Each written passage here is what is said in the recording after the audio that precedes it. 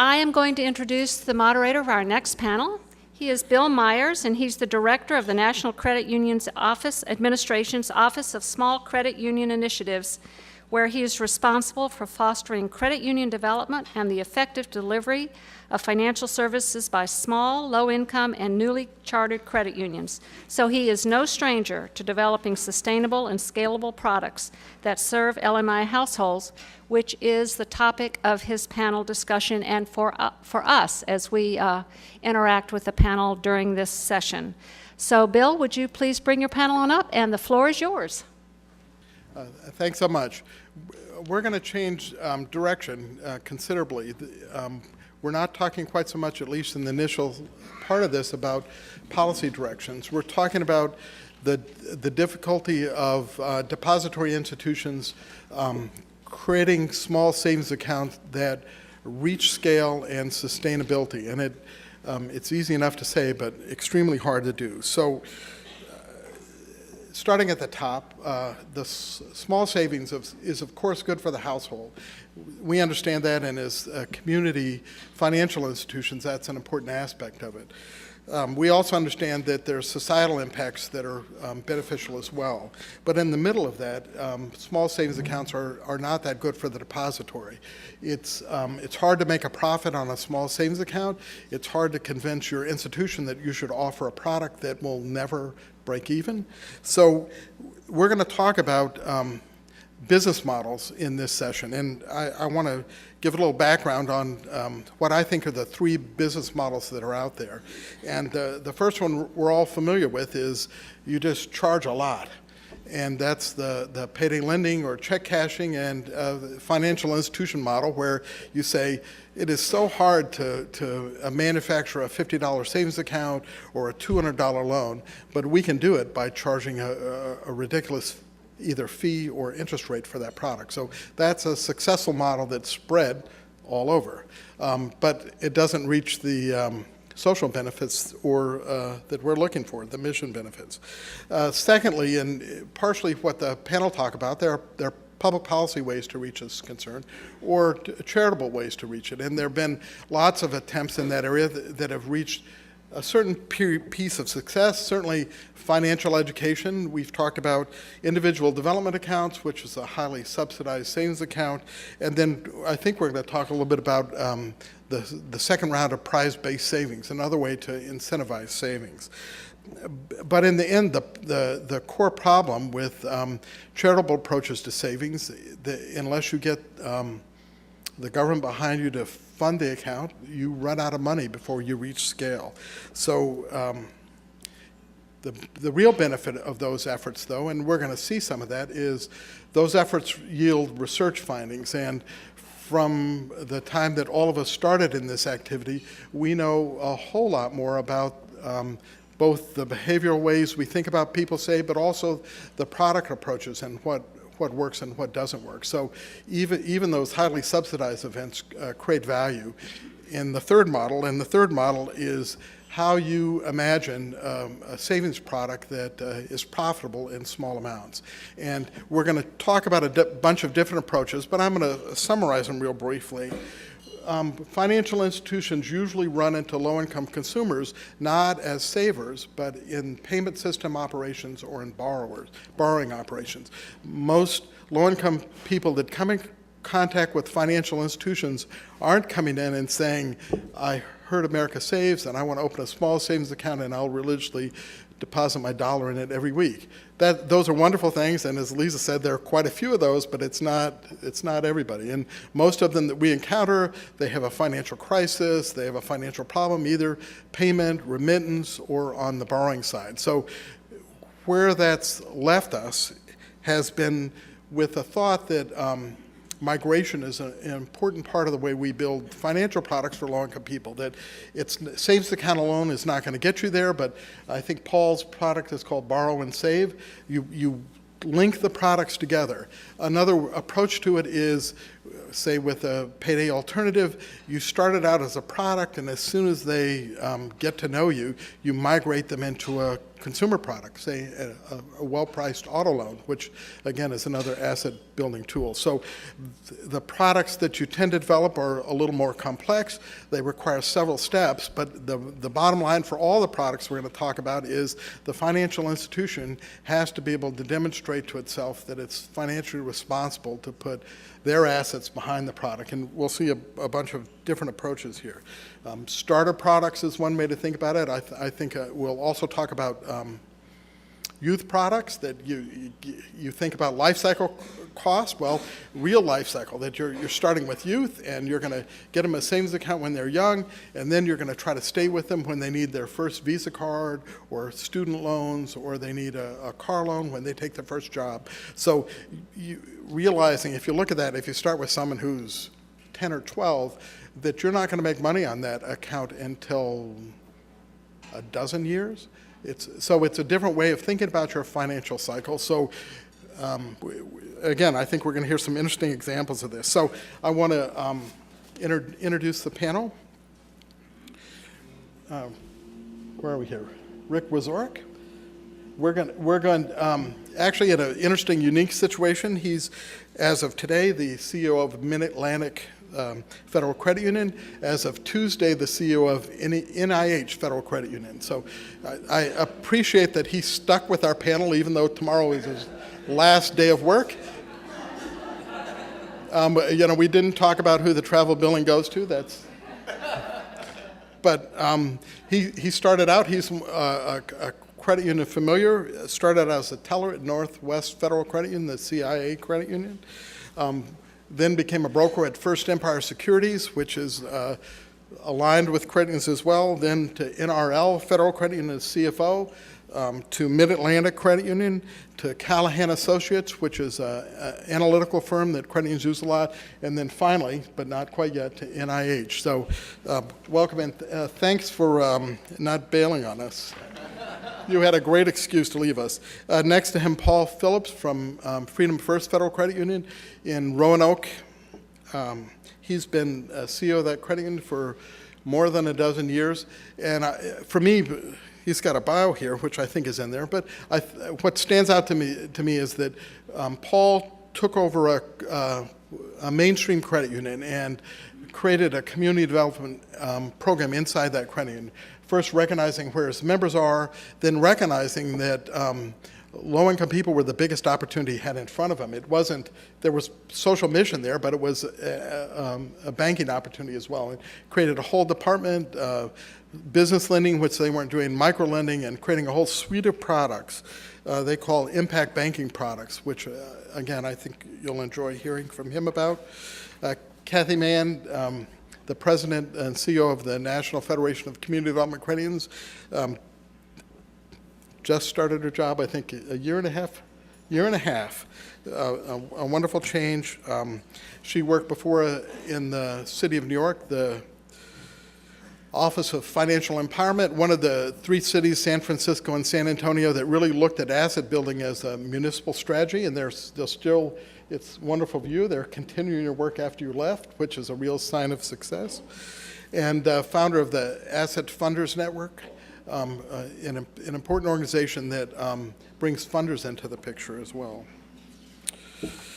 George Hofheimer, right next to me, the Chief Research and Innovation Officer at Filing Research Institute. Filing is the research arm of credit unions, and actually they've recently become international research arm of credit unions. They publish 36 papers a year, which means by the time this session is finished, there'll be another filing paper published. It's an incredible piece of work for a relatively small office on a huge number of issues, and some of those monograms have been my favorite pieces of work in understanding how our work goes. And they used to call themselves a Research and Action Institute because they also pilot work, and George is going to talk about some of the pilot work they do.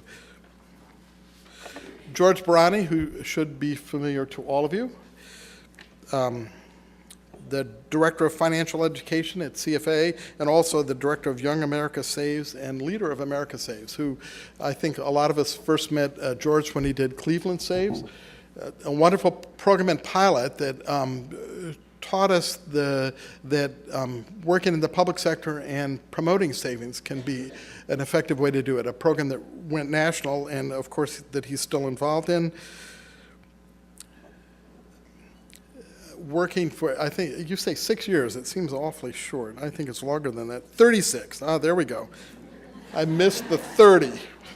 Just saw the 6. That seems more like it.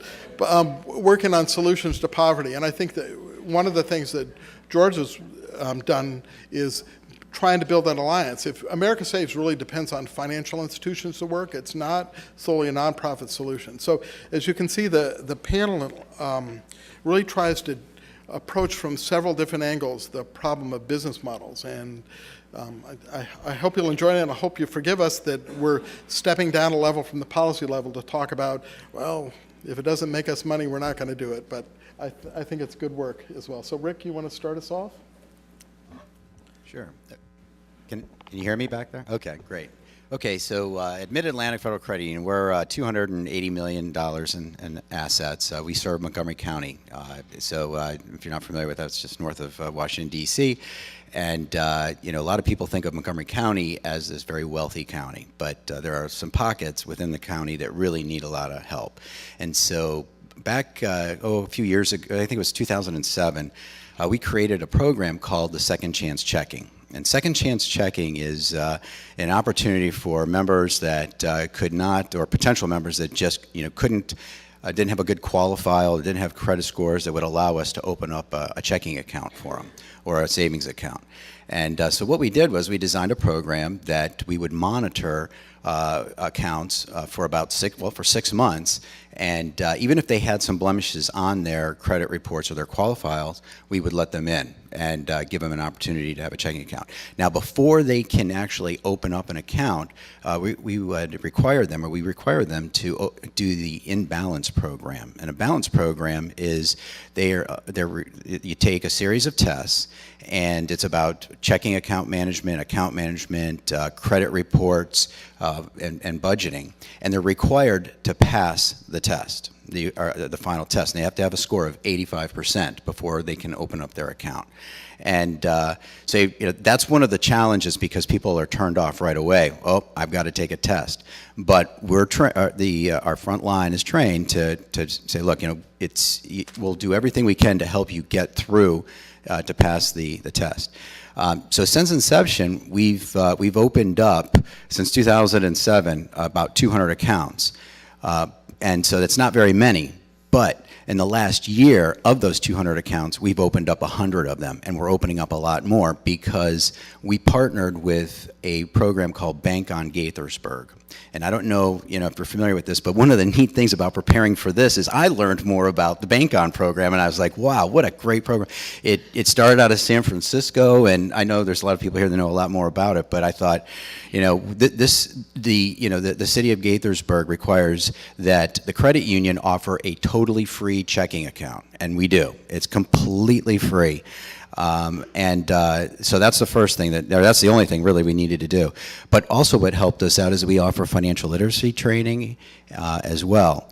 And so that got us in. And surprisingly, we're the first credit union that was part of the Bank on Gaithersburg program. And I thought, my God, we're credit unions. We're supposed to be a part of this. So we're in there doing that, and that's where we're getting a lot of our new accounts through the Bank on Gaithersburg. And so since we've seen this increase in new accounts, we're working with Bank on Gaithersburg to actually start Bank on Montgomery County, and we're going to try to keep it going from there. And it's surprisingly, we haven't had one serious charge-off. We had a couple that we needed to deal with, but the losses have been minimal. Good. Thanks so much, Paul.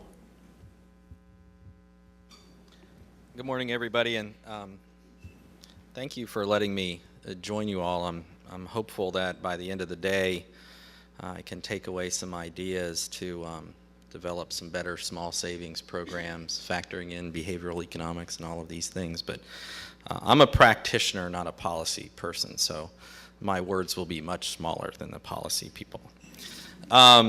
A little bit about Freedom First. We have about 47,000 members. We serve the Roanoke MSA and a large portion of the Blacksburg MSA down by Virginia Tech, if you're aware of that area of the state. We are a low-income designated credit union. 66% of our members are considered low to moderate income.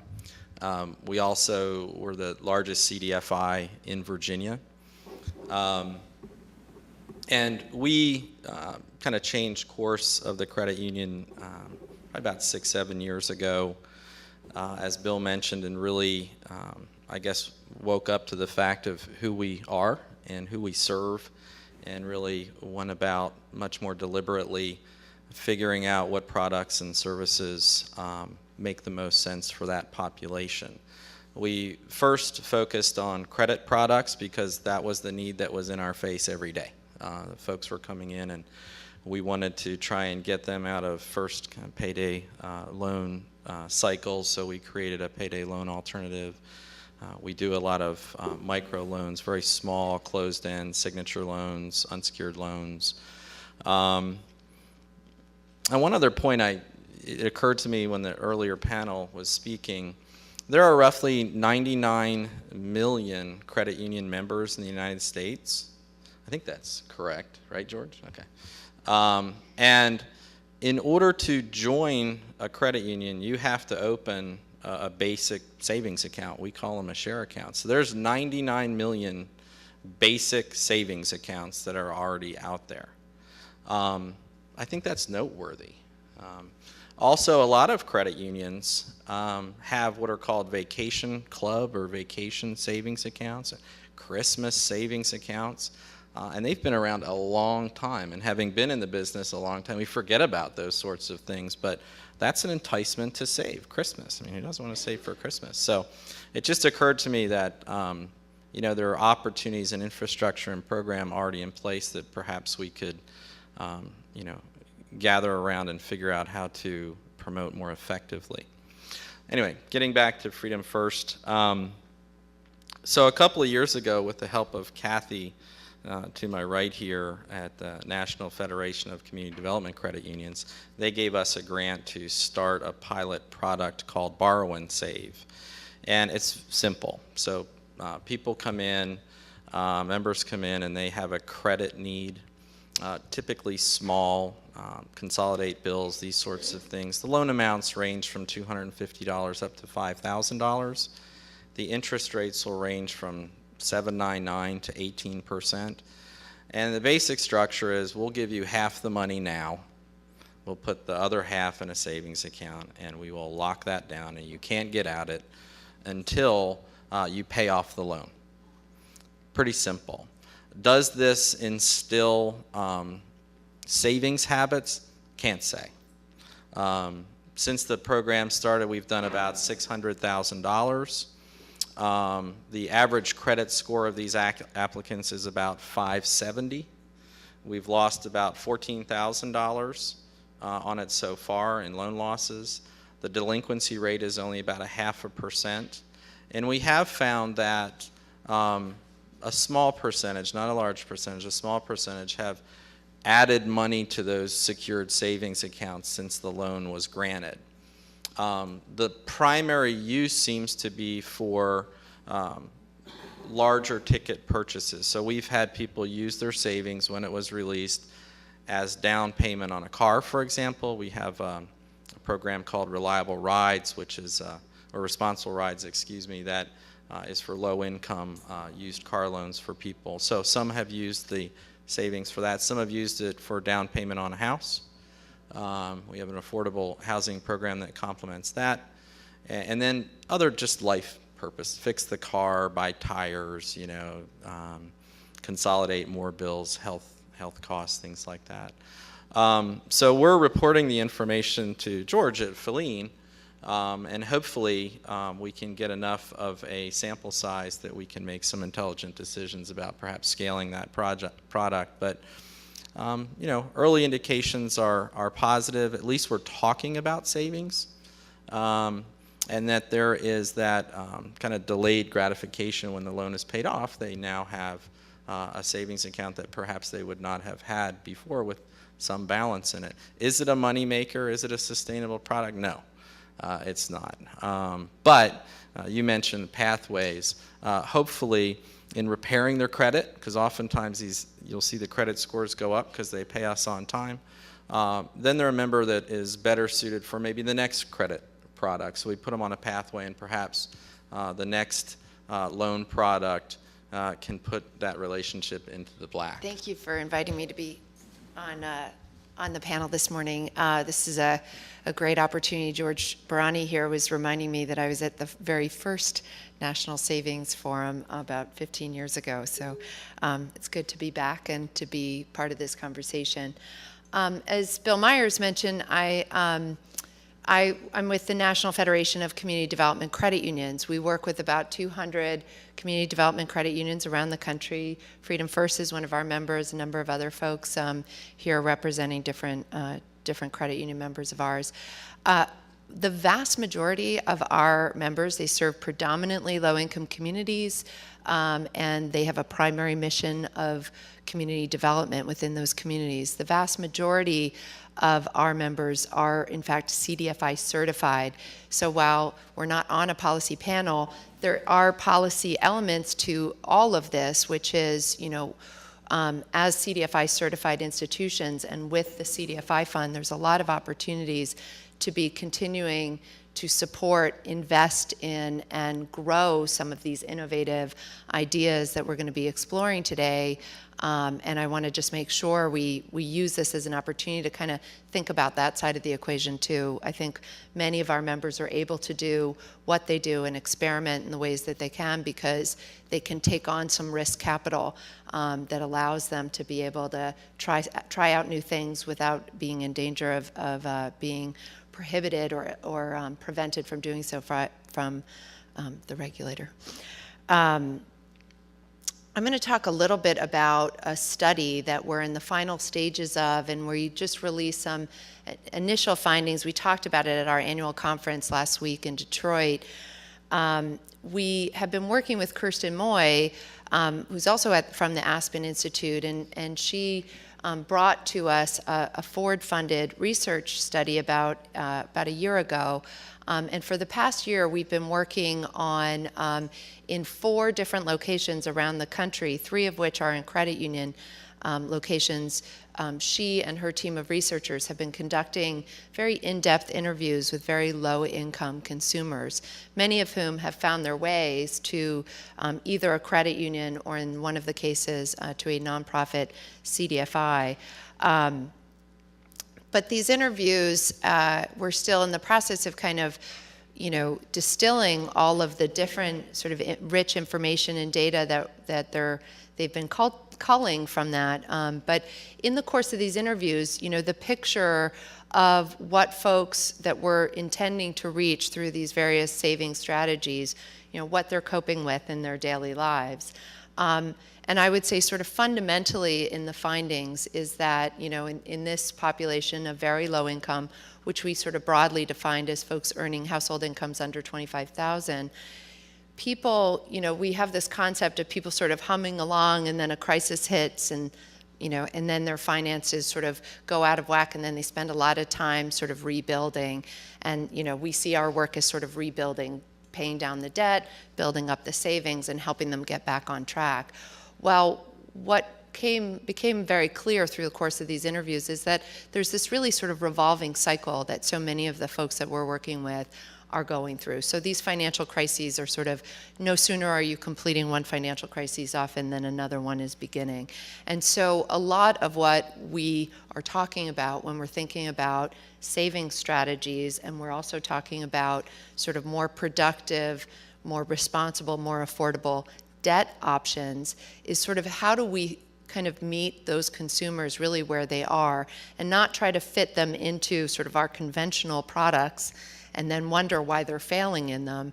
What kinds of product shifts do we have to start making to start enabling those folks to succeed through their banking relationships? And I'll just say, in the population that was studied, their financial product use had been very, very limited until they found their way into the credit union or the nonprofit CDFI. So they had had very little experience with financial institutions and very little interest in working with financial institutions. And at one point or another, somebody along the way said, oh, you've got a problem, you've got to go to the credit union. And by getting to the credit union, they were able to sort of get on a different pathway. What they valued most when we tried to talk about what products and services were going to be most relevant, most needed, what the conversations repeatedly came back to was about the relationships and the trust and the guidance that they found when they engaged in that when they first engaged with the credit union.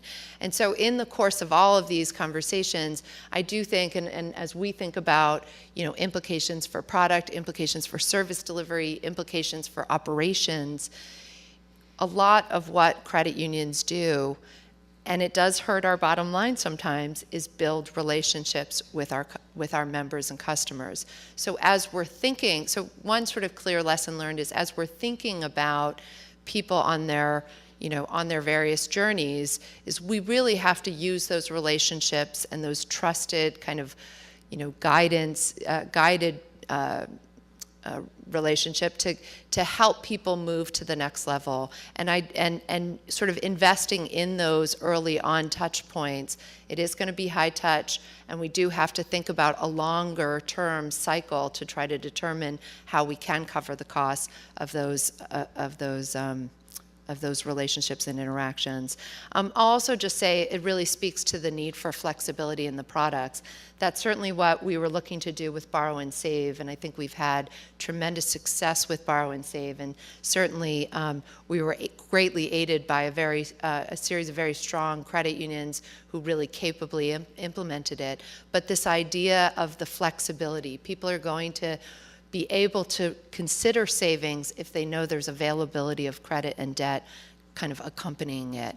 And the final point I'll just sort of say is that people paid a lot of attention to, and this is probably no surprise to those of you in the room who are lenders, people pay a lot of attention to the minimum payment they're going to make. And so thinking about these ways that we're bundling savings components into credit products and helping people think about, can you afford this monthly payment, is going to make those pathways of getting people into savings vehicles a lot more straightforward and a lot more productive. So with that, there's a lot we could talk about, sort of other things that we're finding and how it sort of plays into thinking around product development. But I'll, with that, just maybe turn it back over. So we're gonna go to George 1 now. Okay. Great. Thanks, Bill. I send salutations from the financial services capital of the world, Madison, Wisconsin. That is where the Feline Research Institute is based, and as Bill said in the introduction, we're a think and do tank. We know that even though research is our middle name and we issue a lot of reports, it's fairly meaningless unless we do something about it. So over the past decade, we spent a lot of time taking some of the best research ideas and insights and trying to put them into practice. And we do that through a group that we call I3. We actually have an I3 alumni in the room, Thomas Bowen from the National Cooperative Business Association, where we try and tag individuals from across the United States and Canada that are below the CEO level. Sorry guys, you can't join. Mostly because the CEOs in the credit union said, we don't have the good ideas, it's the people below us that do. So I'm the messenger. I'm the messenger. And we put them into groups, like small MBA style business groups, teach them an innovation methodology and kind of set them loose on ideas that they hopefully will transform the world of consumer finance. So every 6 months we have 8 new ideas that we can go out there and test. Most of the ideas are just not feasible, not marketable for some reason, but some of them are. And then we then take those ideas, test them in the marketplace, and kind of the insights from that I'd like to share with you. And I'd like to note that a lot of the ideas are focused on low and moderate income consumers and savers, but by no means all of them. So kind of using that as the backdrop of kind of what innovation means and in financial services to kind of give you a sense of what we've learned in terms of what works, some key elements of what those success stories look like, and a few examples. The first thing that we do is kind of establish a 3-part test in terms of what is a good product. The first thing is it has to work as advertised. People have lots of wonderful ideas about how to effectively serve consumers across the country of all aspects and demographics. But when you actually put it into the marketplace and test it, does it actually work as you had planned? So it seems like an elementary thing, but many times that doesn't work out. Second is, and this is important, and this goes to the ethos of what credit unions are all about, and I think you heard the first three speakers, is it good for consumers? And the way that we use kind of a proxy for that is the Center for Financial Services Innovation has an established compass principles, and we view that as a really good starting point to determine whether a product is good for consumers. And then third, and we mentioned this a little bit in some of the discussions earlier this morning and also in this panel, is this a profitable thing for financial institutions to offer either today, or is there a path towards profitability sometime in the future? Because you can have grant-funded activities for many, many years, but it's not going to have large-scale impact unless financial institutions see a benefit to offering this type of service. So that's kind of a three-part test that we look at in terms of what makes a good innovation. Some of the key elements, if you kind of take it down a notch, what we've learned is, and this may sound kind of strange, is number one, don't be too innovative. If anybody here has ever been to, there's a conference that's put on twice a year in the US called Finovate, and it's mostly financial technology companies from Silicon Valley or Silicon Alley that have come up with the latest and greatest ideas to transform the world of consumer finance. And the problem with a lot of these ideas is that they're too innovative. They haven't thought clearly through the regulatory or legal hurdles, and it submarines some really wonderful ideas. And quite honestly, a lot of the problems that, in my experience, that I've seen people try and solve in that venue is, I think to myself, just because you can do something doesn't mean you should do something. So kind of not being too innovative, and I'll give you some examples about what that means. Second is what Josh was talking about on the behavioral insights, is really meet people where they are. Just through the decade of experience of trying to come up with new ideas and change behaviors, it's much easier to establish a product or a service around people's existing behaviors rather than trying to change their behaviors. And I think you'll see a lot of the elements of the examples that I'm going to talk about in that. And thirdly, and this may seem a little bit in contrast to the don't be innovative concept, is sometimes unconventional works. And unconventional can look at it from a variety of elements. And then finally, what we've seen is, from a successful point of view, is kind of that test and learn, but don't stop at the test and learn. You have to test and learn again, and you have to test and learn again before you can implement. So this concept of small-scale testing with small numbers of institutions and consumers in the real world can teach you a lot of things. So let me give you some examples of some of the ideas that we've worked on. Some have been mentioned already. Some of them are savings, and then I'm also going to talk a little bit about the lending thing. I hope that won't get me kicked out of here. But as the first panel talked about, some of the lending products are actually kind of the inverse of savings. You're actually helping people save money and gain access to funds that they wouldn't have otherwise, albeit temporarily. So the first one, Lisa mentioned it, and I think Josh did as well, the whole save to win or the prize link savings idea, and we don't have to rehash that, but we were at the forefront with D2D Foundation of testing this idea with credit unions in the state of Michigan. And initially 8 credit unions raised their hand because they kind of liked us, and we're looking for new business, and it turned out to be quite successful, mostly because of what we learned during that first test. Testing on that small scale with 8 credit unions, we were able to learn what worked, what didn't, what hypotheses worked, what didn't, and really encourage you to look at that, because that's really one of the really strong success stories that we have in terms of mobilizing savings for people that hadn't saved before. And it's also captured the attention of policymakers, and laws have been changed in a variety of states, and now there's federal legislation out there to try and change that. Second idea, and this is kind of in the unconventional, we did a test also with the D2D fund around this concept called ZMET, which is an acronym that stands for the Zaltman Metaphorical Emulation theory, I think. And the idea was, how do we get into the minds of low-income consumers and get them to save more? And perhaps it wasn't this concept of we need to change the product around, we need to change all of these other elements around, but maybe we just need to change the marketing and the positioning of it. So this ZMET methodology is just kind of a fancy way of just trying to get at, when you think of savings, what are some of the things that you associate with? And traditionally, what are the things that people associate savings with? It's kind of, the imagery is piggy banks. It's these aspirational things of, people saving for a car and they're jumping in the air in a green field. But what we learned through the research was that for low-income consumers, when they think about savings, they think of it as kind of a harrowing journey. And that's what they associate it with. And in a very small test in a credit union in Peoria, Illinois, we were able to kind of test this pretty stark imagery of a single mom and her daughter kind of walking into these brambles as the way to say, hey, we know that savings is hard, and how can we encourage that? And on a very small scale, this worked to increase savings at this one branch location in Peoria. We haven't continued that study, but I think it's a really interesting insight. Another one on the unconventional side is kind of priming the pump for people that don't think that they're a part of the financial services system, people that are in financial difficulty. And one of the insights that we found through some of the research with the National Credit Union Foundation is that when people are in financial difficulty, the last place that they want to go is to a financial institution, because they're going to be judged. They're going to people that are experts that know a lot more than they do, and they're going to be flummoxed with any kind of technical jargon that they're going to be thrown back at as to what they need to do to repair their situation.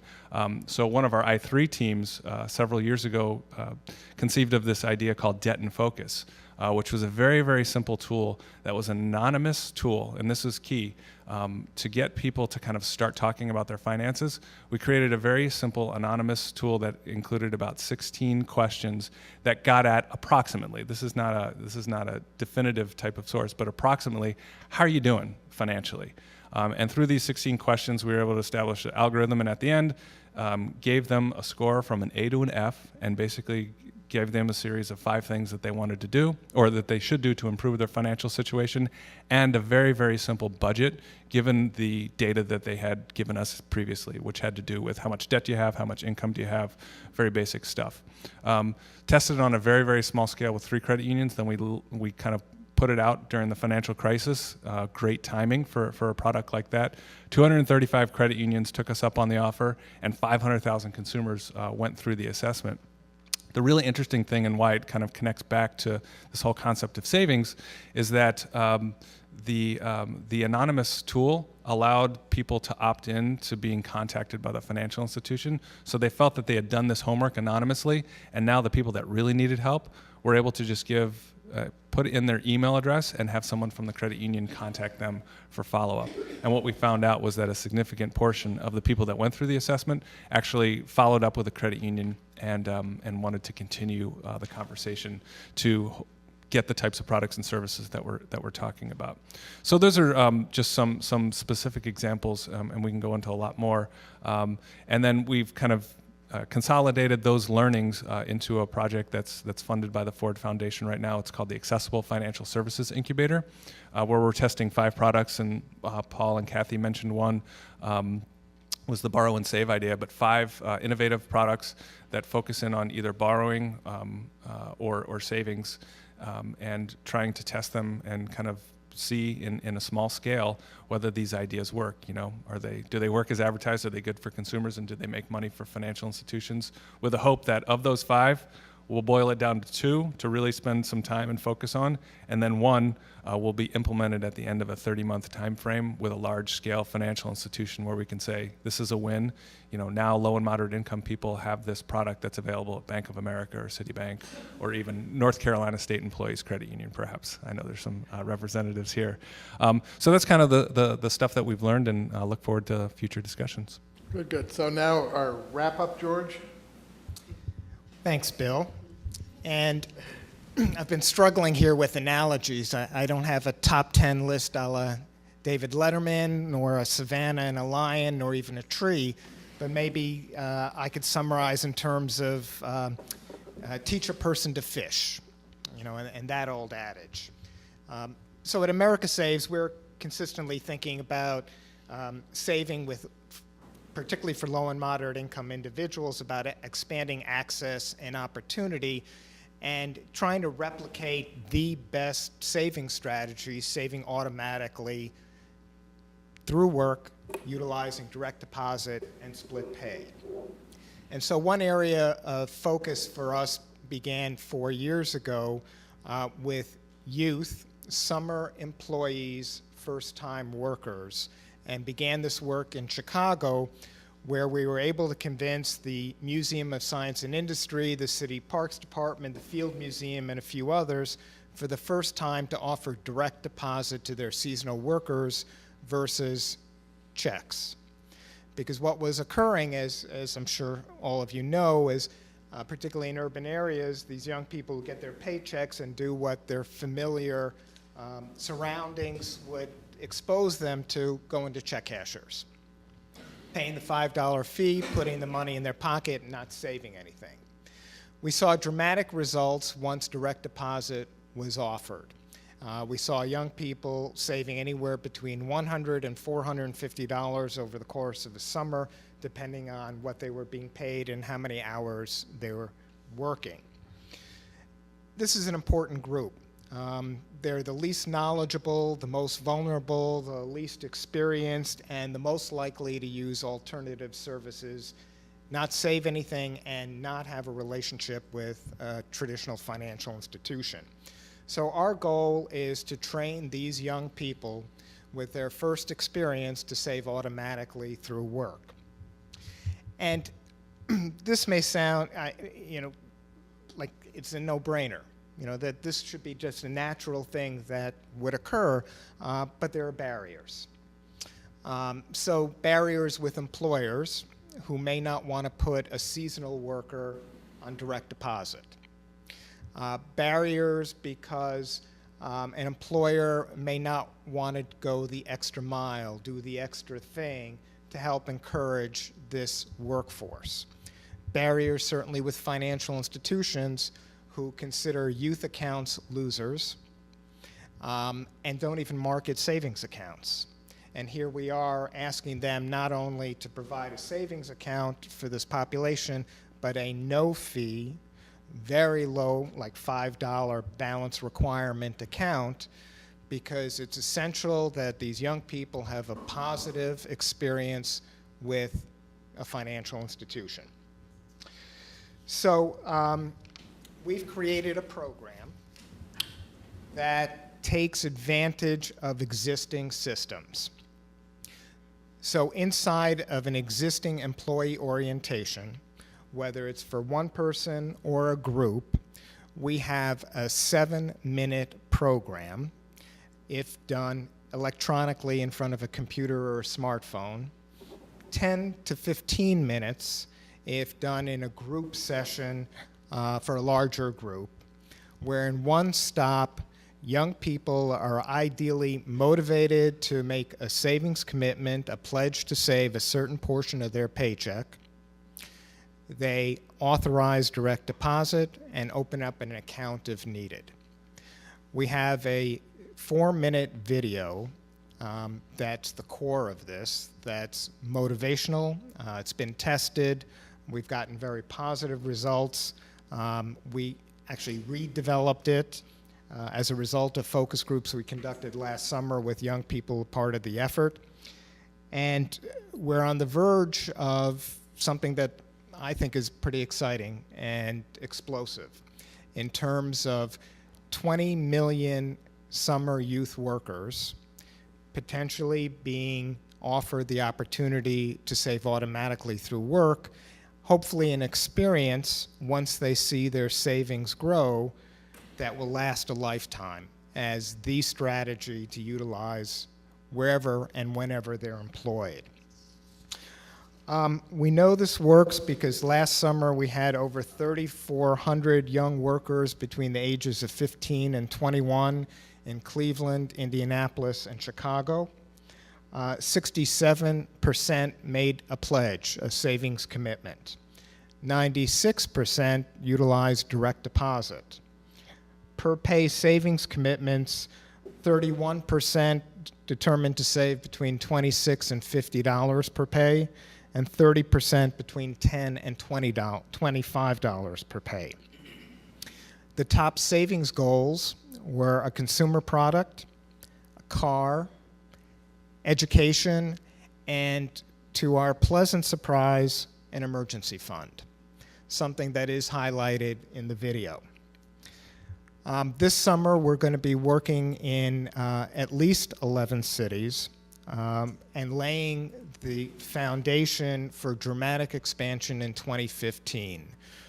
Our goal is to create a site, a system that somewhat mirrors our America Saves Week efforts, where employers can register with us to download all the resources and actively participate. We're setting this up so that thousands of employers of young people can utilize this system effectively and easily. It's got to be simple, effective, and easy. I'm just reiterating all the words that we've all spoken about since this morning, but it's essential to reduce any and all barriers to make this work. Our next iteration that we're already beginning work on is for all full-time young workers 30 and under, because as we know, they are not good savers, whether it's for short-term or long-term. And then the third iteration will be for all newly hired employees to save automatically through work. We want to make it easy for HR in particular, because HR executives are overwhelmed, tend not to want to do more based on our lots of experiences with America Saves. And so how do we make this not only easy for them, but actually take it out of their hands to talk about a subject in a better way than they can, and make it easier for them to do their entire orientation? We're not asking them to do anything different, just seamlessly fit this inside of what already occurs. 2011 Harris poll indicated that 85% of U.S. workers utilize direct deposit, but only 21% split their pay outside of a company retirement program to another account. But that 21% find that process extremely effective to save, and particularly for emergencies. So we view this effort as an initiative to help close that gap, because saving at work is the best way to do it. Thanks. Thanks, George. We have a minute for questions, a few minutes actually, but I want to, this is a fairly credit union heavy panel, and I want to step back a minute, just a teeny bit of background on what's happening with credit unions in this marketplace. There are at this point about 6,700 credit unions. There's been a concerted push by our agency and by trade associations for credit unions to recognize their low-income service. Right now, about a third of all credit unions, so about 2,100, recognize that more than 50% of their members are low income, which is, in our definition, 80% of median household income or below. But there's another sort of hidden statistic, and we analyzed all the, I think it's 96 million members in credit unions across the country, and found that about 47% of the people that credit unions serve are low mod, that credit unions already have a field of membership of 45 million low-income people. So there's the reason, I think in part, and I hate to attribute things to these guys here, but the reason that they're interested in this market is I think they see it's the fastest growing market segment that's standing right in front of them, and in fact is already in their field of membership. And then of those credit unions, for example, 700 credit unions offer a payday alternative product, which is, I think, the largest number of institutions doing payday products in depositories. And then finally, a little interesting side note, that this is in work with Gigi's group, the National Credit Union Foundation. We surveyed about 100 credit unions and found in those credit unions, really consistently, about 30% of their members used real payday loans inside the credit union membership. So this population has been fairly well integrated into credit unions, and part of the reason when George said we try to pilot and 8 credit unions signed up in one state with, I don't think you had to fight that hard, or maybe you did. But the fact is they're fairly motivated to understand this marketplace because they're already large participants in their membership. And you hear some of the experimental nature of it, of George's idea of testing markets and then going back and seeing what you learn and then sharing. I saw Paul writing down some notes about products, I bet, and Rick. The idea that we have a fairly active set of national groups that are concerned about these issues and working with it. And one of the pieces I think we heard throughout this is it was relatively rare to hear of a product that was a single institution delivering a product from start to finish, that almost all our work is collaborative work in this area. And although I don't think we recognize that well enough, the fact is that unless we're communicating on this stuff with each other, it either gets buried in real small institutions because, let's face it, credit unions don't have as individual institutions, none of us have a national profile. So sharing that stuff between us, there's a fairly active discussion about this going on, and an active engagement in how can we do this better. And I think you heard from all the panelists, we're the same kind of issues, but nobody said, you know, forget the other guys, I figured it out. I don't think we have, but we spent several years trying on it. So we have several minutes for questions, and I bet the same microphones are around. There we go.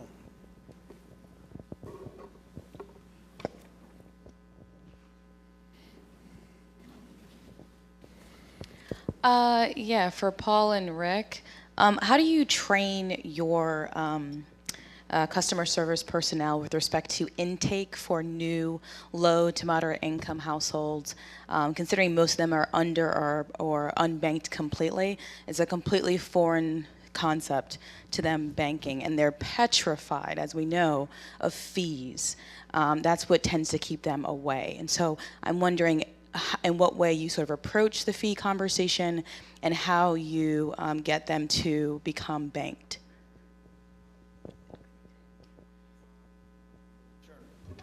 Okay, well, the first thing that we do is we have our employees go through the imbalance program that talks about the various things that that we're going to teach our members that want to use the second chance checking. The other thing is that we also provide financial literacy training for our employees so that they understand the concepts before they are meeting with members. We try to make sure that they are sensitive to the fact that when a member comes into the credit union, they are going to be intimidated because they have some financial issues, and they're going to be they're not going to be willing to share everything, or or so much they're going to just be intimidated. So we want to try to ease the conversation for members. But I think the first thing, though, is making sure that they're very aware of our imbalance program and going through the various steps so that they can discuss the topics of budgeting and things like that. So. Yeah, everybody's very cognizant of fees, but I think they're more wary of just complexity and bank speak. So we try and have everybody that does intake, just to stick with that word, make sure that the language use and that our practices and our procedures are very, very transparent. Our fee schedule is very clear and easy to understand. Kind of to dovetail into the question, change it just a little bit. We have been a credit union for over 55 years and really started as a very traditional credit union and then morphed over time into more of a CDFI.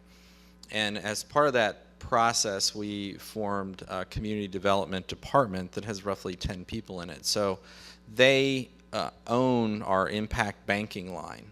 So our challenge is not so much what you described, but rather getting our front lines people, we have about 11 branches, aligned with the community development mission and product line, and being cognizant of maybe practices that we put in place that can create kind of a tension. And by that I would mean if we create an incentive plan for our branch personnel that focuses on traditional lines, is an unexpected consequence of that them not engaging or pursuing impact banking products for people that really need them. So it's quite complicated, and our challenge is really unifying the organization around serving everybody, regardless of your economic standing or your situation, equally, and everybody being, and not having barriers to doing that internally. We have tons of people come in. Getting new members is not an issue for us. My concern is that always doing right by them, given their situation, regardless of where they come into the organization, is just an ongoing challenge that we're struggling with.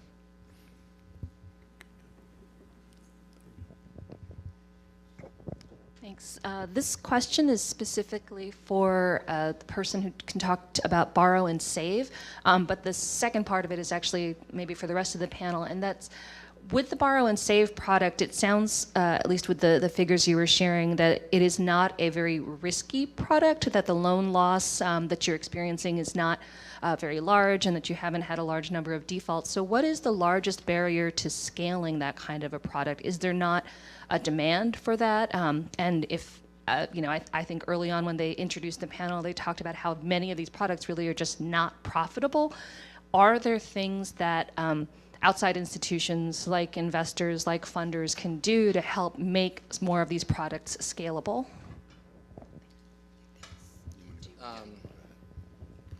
It's hard for me to speak to what others look for in a product, because I think it's banks, credit unions, the missional aspect of their business varies, and the economic standards that they apply to various product and program vary. So if I take it down to the most basic level, I think it's just the economics of the product. Serving the LMI community is more hands-on. And in order to get this, banks, credit unions to be profitable, operational efficiency is a huge driver to get to that bottom line. So they're in conflict because the folks need a lot of attention. So I would have to say the scaling barrier would be the economic consideration. So not only for the product, but also what comes next. Convincing financial institutions that if the entry point is a borrow and save product, and they increase their credit score and are able to maybe qualify for that next credit product, and that savings is put to productive use, afterwards, can it be a productive relationship? So I think an area of study could be what happens next to that population in terms of the relationship. Bill did some good work when he was at Alternatives on this notion of a pathway, really. You build good credit as an asset, you build savings as an asset, and you're on this pathway not only to help your individual and household economics, but also, you get into the black with the financial institution, and that's an enticement for the FI to jump in and do more. Just to add on that, so we use a software package called DMA that tracks the profitability of member relationships. And I can say that this program our program, Second Chance Checking, is not profitable, but it's not intended. It's used as an entry point, get members into the or get people into the credit union. But what we have found, though, there are some great success stories of members making that transfer from the Second Chance Checking after 6 months into the general membership, and then being able to give them mortgages, in some cases mortgages and car loans as well. So that's what our pattern is, and we're not really, like I said, we're not really focused on the profitability aspect of it in the beginning. I'll tackle the second part of your question in terms of the role that funders and investors can play in this kind of space.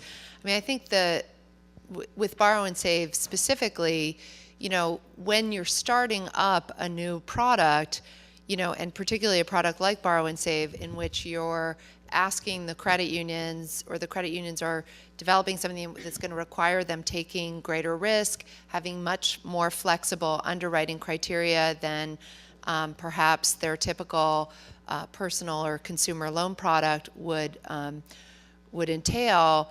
As it turns out, I think by example now that Freedom First and a few others were able to implement it, and there's some good results and there's some good data, now we can sort of generally say, here's the expectations of loss on a product or program like this.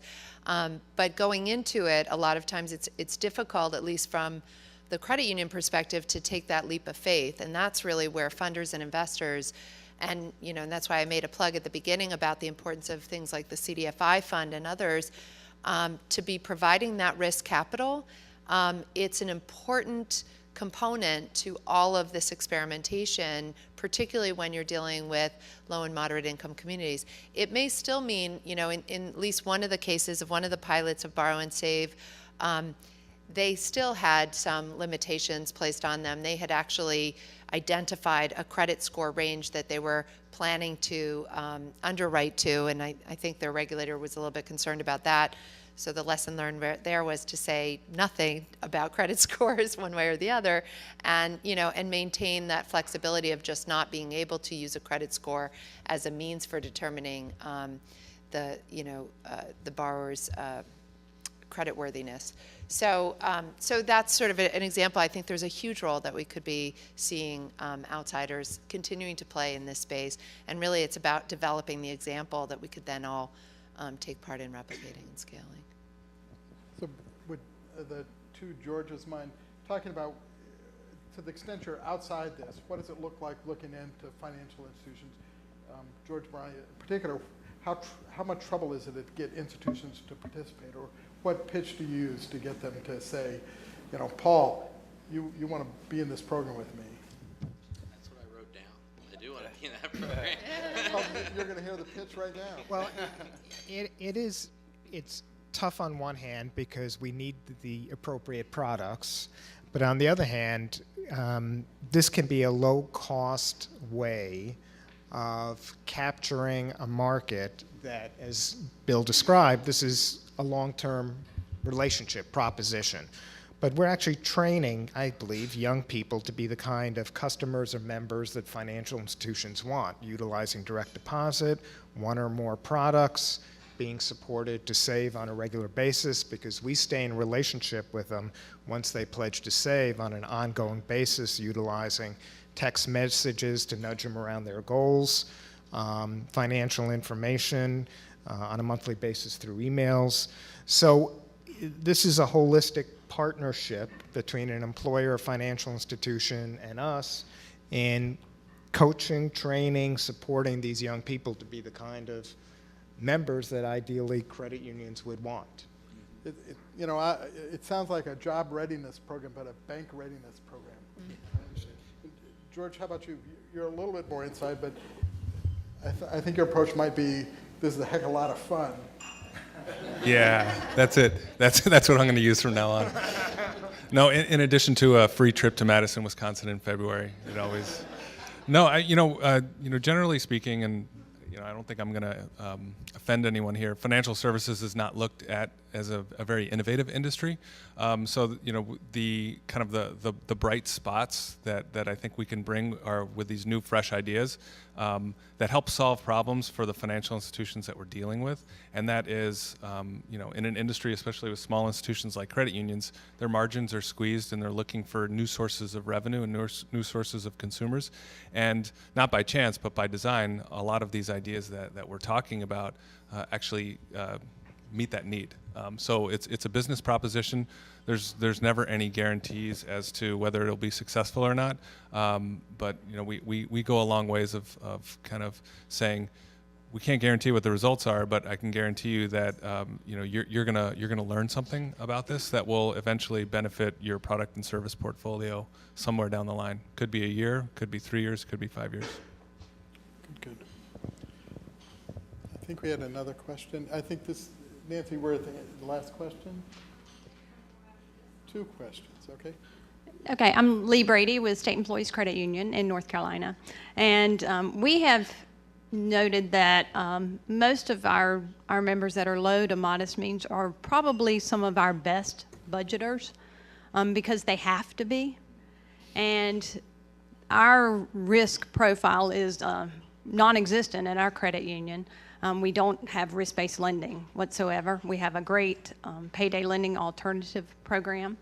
And we have a mandated savings component attached to that, where we require that 5% of their loan amount up to $500 is deposited into a savings account. And once they get $500 in that account, we lower their rate from a 12% rate to a share secured 5.5% rate and raise that mandated savings to 7%. Those folks who had no savings years ago have $32 million saved up now. And some of them even have as much as $3,000 now in their savings account. They don't want to get out of that program because it is their discipline. It has not taken hold in the marketplace by any means. And in terms of those that have risk-based lending, and I understand that sometimes the risk is higher for individuals that maybe have a lower credit score, but those are the ones really that can least afford an 18% rate. I mean, is there anything that maybe we can do? Because we're a larger credit union, but is there anything that we can do other than just go out and tell our story to maybe help this take hold in the marketplace and get those a much better deal? One of the things that we're starting to do is to tell our story is, so we're a community credit union now. You guys are, what, like 20 or 30 billion or something in assets, much bigger than Mid-Atlantic at 280. But what we're doing is through our community involvement, we're working with, up in Montgomery County, Manna Food Bank. We do a lot of Rebuild Montgomery Together, Habitat for Humanity. So when our employees are out there working in the community, we're working with the executive directors of those organizations to let them know, hey, look, we have opportunities for a lot of your constituents. And that seems to be working for us, along with, of course, the bank on Gaithersburg and eventually bank on Montgomery. But I think approaching it almost like a business development operation where you're going out, boots on the ground and in the community and making sure that everybody's aware of the fact that they do have access to a credit union. Not that banks are bad, but that they have access to a community credit union that's willing to work with them on that. I'd also add that, having been at the City of New York and running this Office of Financial Empowerment for several years, I used to go around and talk about all the stuff we were doing in New York, and people would be like, yeah, but you're in New York. You're this unique case. Nobody can ever replicate that.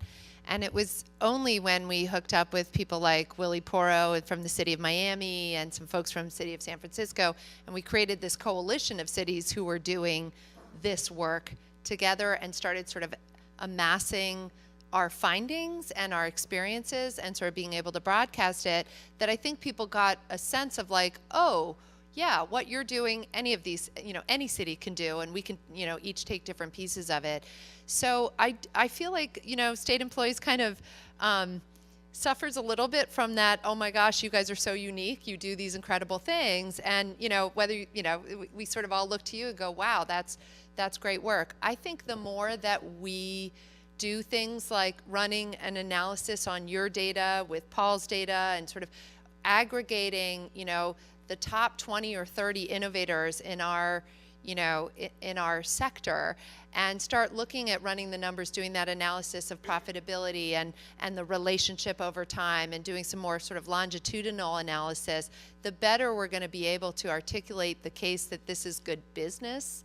And it's not just there's this unique set of experiences happening in North Carolina, but it is really I think it's such a model. So that's just sort of my thoughts. Maybe that's Filene. Well, yeah, I was going to say North Carolina is a magical place, and No, I mean, I think a very simple answer would be to be able to share the data and, just distribute it and talk to people about it. There is an element to your model where you've got, people process technology is very different than many other credit unions. But I think elements of that model are interesting, and actually one of the ideas within our financial services incubator mimics the concept that you've had in practice for a while with Salo.